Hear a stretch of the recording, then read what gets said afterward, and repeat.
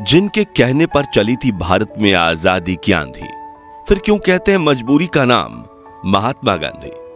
दोस्तों, हमारे राष्ट्रपिता महात्मा गांधी, जिन्होंने अपनी लाठी के दम पर अंग्रेजों को भारत से बाहर खदेड़ फेंका था, जिनके अहिंसक आंदोलन की चर्चा आज भी हमारे रोंगटे खड़ी कर देती है, और जिन्होंने देश की आजादी में एक महत्वपूर्ण भूमिका निभाई थी। लेकिन क्या आप जानते हैं कि वही महात्मा गांधी भगत सिंह, राजगुरु और सुखदेव की फांसी रुकवा सकते थे, लेकिन उन्होंने ऐसा नहीं किया। मगर क्यों?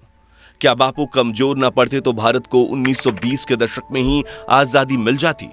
और क्या वाकई में बापू ने बंटवारे के दौरान अनशन करके पाकिस्तान को 55 करोड़ रुपए दिलवाए थे, जिसका इस्तेमाल उसने कश्मीर में भारत पर ही हमला करने के लिए किया था? जानेंगे गांधी बापू से जुड़ी कुछ अनसुनी कहानियां। आज के इस दिलचस्प वीडियो में पता लगाएंगे कि क्यों कहा जाता है मजबूरी का नाम महात्मा गांधी।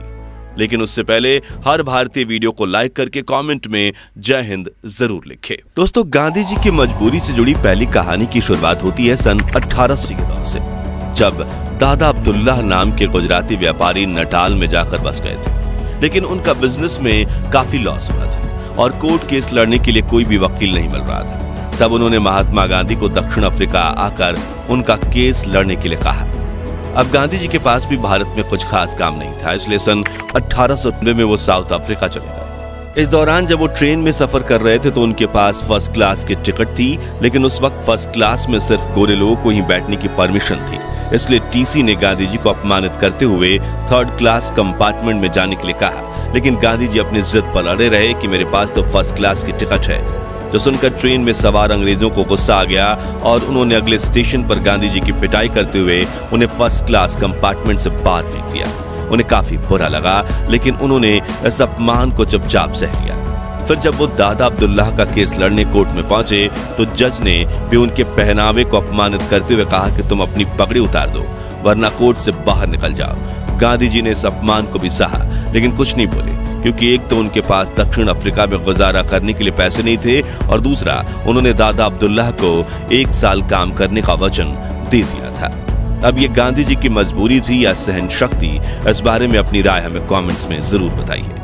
खैर, अगले 1 साल तक उन्होंने साउथ अफ्रीका में भारतीयों और अश्वेतों के साथ हो रहे अत्याचारों को करीब से देखा, और सन 1894 में उन्होंने अंग्रेज सरकार के सामने मोर्चा खोल दिया और नटाल इंडियन कांग्रेस नाम के संगठन की स्थापना की, जिसका उद्देश्य भारतीयों और अश्वेतों को मतदान करने का अधिकार दिलाना था। जिसके बाद सन 1906 में गांधी ने दक्षिण अफ्रीका में पहला सत्याग्रह किया, और 7 सालों तक चले इस सत्याग्रह में उन्होंने भारतीयों और अश्वेतों को कई हक दिलवाए। इसी बीच कांग्रेस के वरिष्ठ नेता गोपाल कृष्ण गोखले ने गांधी जी को भारत आकर ब्रिटिशर्स के खिलाफ लड़ाई लड़ने के लिए आमंत्रित किया। इसके लिए उन्होंने एक पत्र भी लिखा था, और सन 1915 में गांधी जी भारत आ गए और यहाँ उन्होंने अंग्रेजों के खिलाफ अहिंसक आंदोलन शुरू किए। यहीं से शुरुआत होती है गांधी जी की मजबूरी से जुड़ी दूसरी कहानी। दरअसल गांधी जी की विचारधारा से शुरुआत में देश के करोड़ों लोग प्रभावित थे, जिनमें वीर भगत सिंह का नाम भी शामिल था। तभी गांधी जी ने अंग्रेजों के खिलाफ असहयोग आंदोलन की शुरुआत की, जिसका उद्देश्य था ब्रिटिश सरकार की कमर तोड़ देना। जिसके लिए गांधी जी ने कहा कि समग्र भारत अंग्रेजों का सहकार करना बंद कर दे, मजदूर फैक्ट्री में जाकर काम करना छोड़ दीजिए, रेलवे ट्रैक्स बिछाना बंद कर दीजिए, अंग्रेजी कपड़े खरीदने के बजाय खुद चरखा चलाकर अपने कपड़े बनाइए, ब्रिटिश उत्पादों का खुलकर बहिष्कार कीजिए और स्वदेशी वस्तुओं का इस्तेमाल कीजिए। अगले 2 सालों तक यह आंदोलन जोरों शोरों से चला। करोड़ों देशवासियों ने इस मूवमेंट में बढ़ चढ़कर हिस्सा लिया, और ब्रिटिश सरकार पूरी तरह से कंगाल हो चुकी थी, जिससे बौखलाते हुए ब्रिटिशर्स ने अहिंसा से आंदोलन कर रहे भारतीयों के खिलाफ हिंसक कदम उठाना शुरू कर दिए। पुलिस ऑफिसर्स लाठीचार्ज करने लगे और निर्दोष लोगों को कोल्ड ब्लड में मौत के घाट उतारने लगे थे। लेकिन गांधी जी पर भरोसा दिखाते हुए देशवासी सब कुछ सहते रहे। मगर फिर आया 4 फरवरी 1922 का दिन, जब उत्तर प्रदेश में गोरखपुर के पास चौरी चौरा कस्बे में प्रोटेस्ट कर रहे क्रांतिकारियों के सब्र का बांध टूट गया। दरअसल वहां ब्रिटिश प्रोटेस्ट कर रहे क्रांतिकारियों को मार रहे थे और उनके खिलाफ हिंसक कार्रवाई करने लगे, जिसके बाद क्रांतिकारियों ने एक पुलिस स्टेशन में आग लगा दी, जिससे वहां छिपे 22 पुलिसकर्मी जिंदा जलकर मर गए। अब भले ही वो पुलिस ऑफिसर्स ब्रिटिश सरकार के लिए काम करते थे, लेकिन असल में वे सभी भारतीय थे, जिससे गांधी जी को बड़ा झटका लगा। और उसके बाद से वो परेशान रहने लगे, जिसके बाद उन्होंने ये कहते हुए असहयोग आंदोलन पर रोक लगा दी कि अगर किसी ने आपकी आंख फोड़ी और आप उनकी आंख फोड़ोगे तो पूरी दुनिया अंधी हो जाएगी। अब ये कदम उठाना जरूरी था या फिर गांधी जी एक बार फिर मजबूर हो गए थे? ये जवाब हम नहीं देंगे, बल्कि आप हमें कमेंट्स में बताइए। हालांकि उस वक्त गांधी जी के इस फैसले से देश के करोड़ों देशवासी नाराज हुए थे। यहां तक कि गांधी जी को अपना पिता मानने वाले जमनालाल बजाज, जो गांधी जी के आंदोलन को फंडिंग देते थे, उन्होंने भी खादी, चरखा उद्योग, स्वदेशी स्कूल, कॉलेज और बाकी चीजें बनाने में काफी पैसा खर्च किया था, वो सब भी बंद हो गया, जिससे उन्हें भी गहरा झटका लगा। और तो और वीर भगत सिंह, जो असहयोग आंदोलन में गांधी जी का बढ़ चढ़कर साथ दे रहे थे, उनका भी गांधी जी और अहिंसा से भरोसा उठ गया और इसी वजह से उन्होंने आजादी के लिए हिंसा का मार्ग चुनने का निर्णय लिया। और यहीं से शुरू होती है गांधी जी की मजबूरी की तीसरी कहानी, जिसे लेकर इतिहासकारों का कहना है कि गांधी जी भगत सिंह की फांसी रुकवा सकते थे, लेकिन उन्होंने ऐसा नहीं किया। दरअसल सन 1930 में अंग्रेजों ने नमक पर 2400% टैक्स लगा दिया था, जिसके खिलाफ गांधी जी ने दांडी सत्याग्रह छेड़ दिया, जिसमें अहमदाबाद के साबरमती आश्रम से दांडी यानी कि आज के नवसारी तक उन्होंने 78 साथियों के साथ पैदल यात्रा शुरू की। 387 किलोमीटर की अहिंसक यात्रा में गांधी जी के साथ हजारों लोग जुड़ने लगे और भीड़ इतनी बढ़ गई कि काबू करना नामुमकिन हो गया, जिससे तंग आकर अंग्रेजों ने इस आंदोलनकारियों पर लाठीचार्ज करते हुए पीटना शुरू कर दिया। गांधी जी ने भी मार खाई और उनके साथ हजारों क्रांतिकारियों ने भी, लेकिन वो चलते गए। जब गांधी जी का यह आंदोलन समग्र भारत में न फैल जाए, उसके डर से वायसराय लॉर्ड इरविन ने गांधी जी के साथ 60,000 भारतीयों को अरेस्ट करवा दिया। हालांकि वो गांधी को ज्यादा समय तक जेल में नहीं रख सकते थे, इसलिए उन्होंने गांधी जी से बात करके गांधी इरविन पैक्ट बनाने का फैसला किया।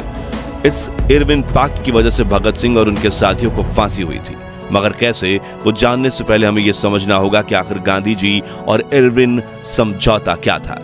इस समझौते में गांधी जी ने ब्रिटिश इरविन से ये कहा था कि जो भारतीय ब्रिटिश हुकूमत के खिलाफ अहिंसक आंदोलन कर रहे हैं, वो ना तो आपके खिलाफ लाठी उठा रहे हैं और ना ही हाथ, बस आपकी आवाज उठाकर बात आप तक पहुंचा रहे हैं, तो आप उन्हें गिरफ्तार मत कीजिए। और दांडी सत्याग्रह में भी जिन अहिंसक फ्रीडम फाइटर्स को गिरफ्तार किया गया, उन्हें छोड़ दीजिए। वायसराय इरविन ने कहा, ठीक है, लेकिन मैं भगत सिंह, राजगुरु और सुखदेव का क्या करूं? इन्होंने तो ऑफिसर्स जेपी सॉन्डर्स की हत्या की है। तब गांधी जी बोले, आपको जो ठीक लगे वो कीजिए। गांधी जी के इस रुखे फैसले की बात जब कांग्रेस के सामने आई, तब सुभाष चंद्र बोस समेत कई लोगों ने भी गांधी जी और इरविन के समझौते का विरोध किया।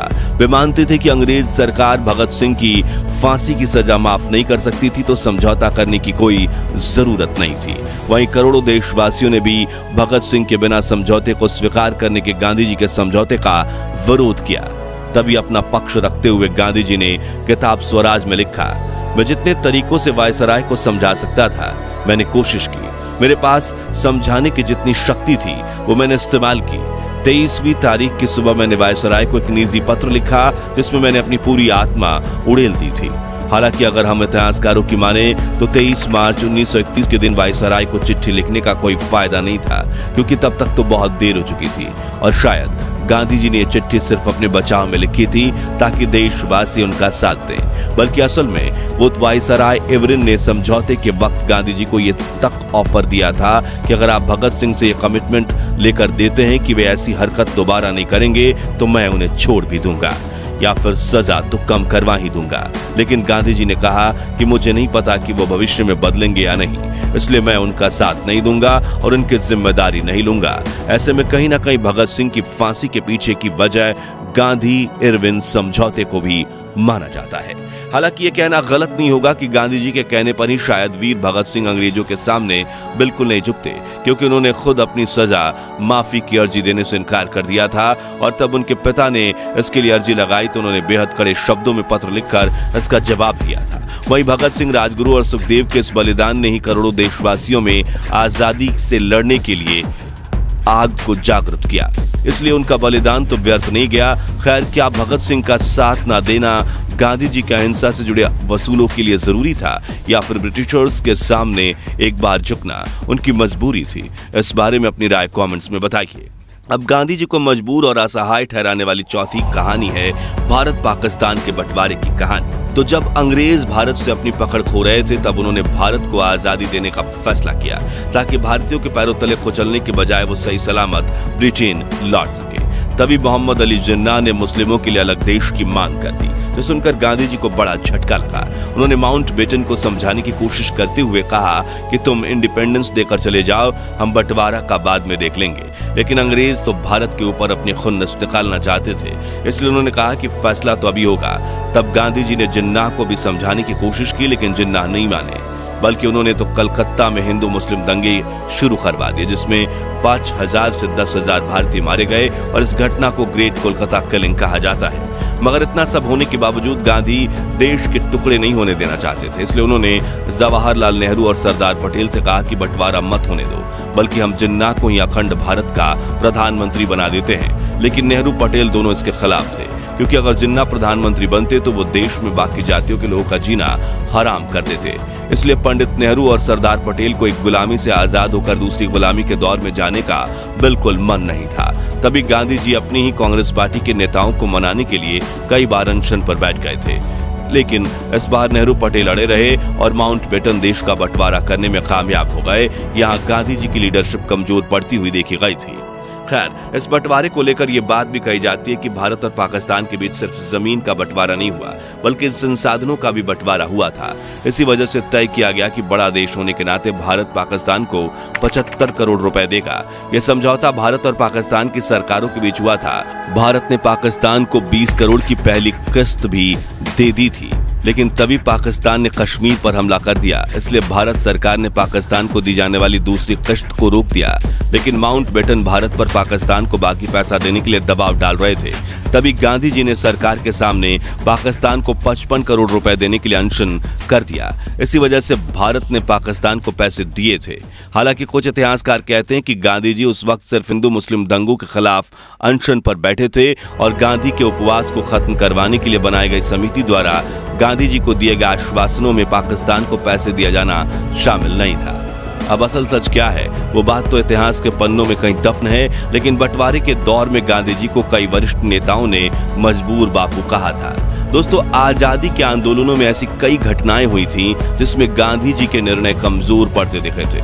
इसलिए आज भी कई विशेषज्ञ कहते हैं कि मजबूरी का नाम महात्मा गांधी। खैर, क्या महात्मा गांधी वाकई में मजबूर थे? और क्या गांधी जी की अनसुनी कहानियां सीरीज का आप पार्ट 2 देखना चाहते हैं? कमेंट्स में बताइए। वीडियो पसंद आई हो तो इसे लाइक शेयर करके 11,000 लाइक्स के लक्ष्य को हासिल करने में हमारी मदद कीजिए।